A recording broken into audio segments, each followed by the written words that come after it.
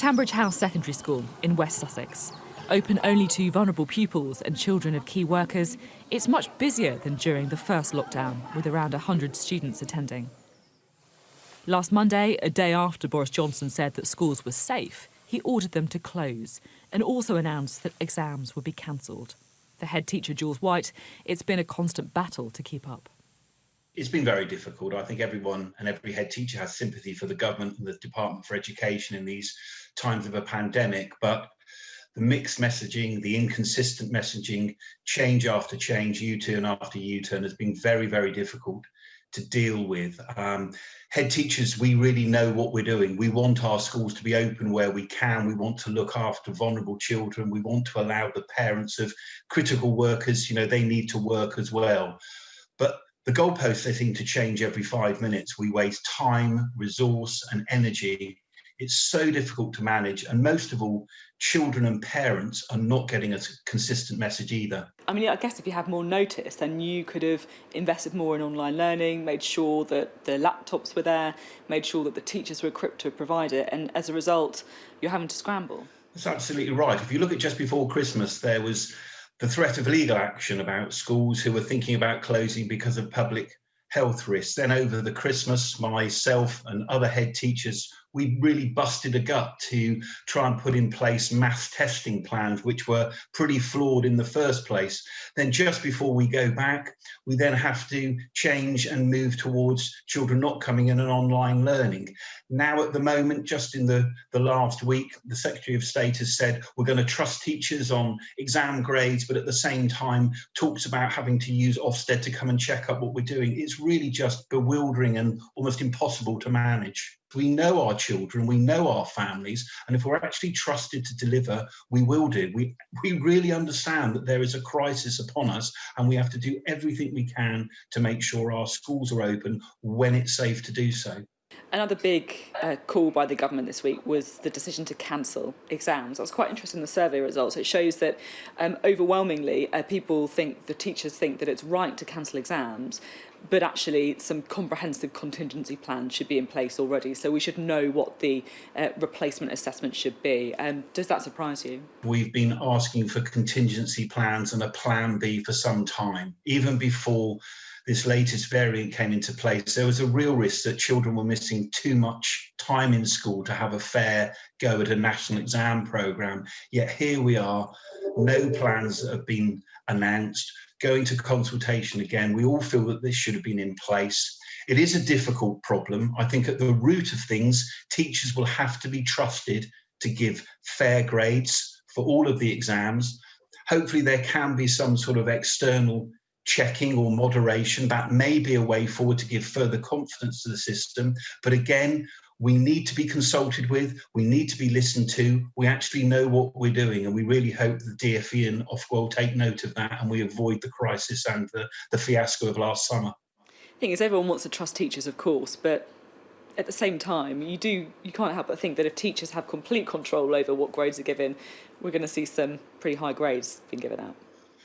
Yes, I think last year we saw some grade inflation. I think we have to be realistic about that. I also think we have to be realistic that no system is going to be perfect. We're in the middle of a pandemic, but teachers will use proper professional judgment. Perhaps we can use some form of online testing or a window of external assessment, which is fair to all students, much more reduced. That might be a reference point. Again, we will do our absolute best to treat every child fairly. And we don't actually want to just give away grades. That's not what we're in the job for. We want to make sure that every child, whether they're in search of a college place, a university place, an apprenticeship, is given the opportunity to do so in a fair way. A survey of 1,000 head teachers carried out by campaign group Worth Less and shared with Sophie Ridge on Sunday found that 52% have no confidence in the Department for Education's decision-making and 41% have hardly any. Only 6% are fairly confident and just 1% feel confident. 91% of head teachers said that the government was right to cancel all assessments for summer 2021. Only 9% said that was the wrong decision. But 92% of heads said that comprehensive contingency plans for alternative grading systems should already have been set out by the Department for Education. Simon Liebes, head of the exams body Ofqual, has been in the job just 1 week. Quite a baptism of fire. There is a plan B. My officials and the department spent quite a lot of time last year working that out in detail.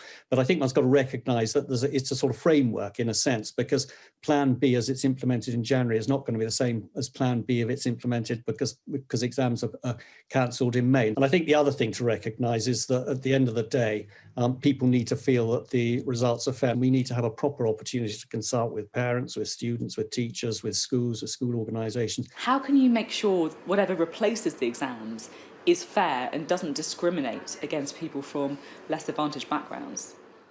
It would be idle to pretend that's a straightforward challenge. Clearly, any sort of arrangements do need to take account of the fact that we've got a very wide range of learning experiences that have to be assessed and evaluated.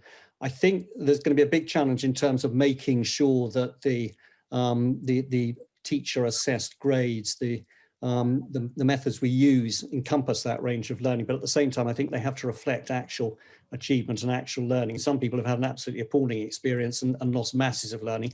Others have virtually been unimpacted. Have you got any ideas for how to make a fair assessment system?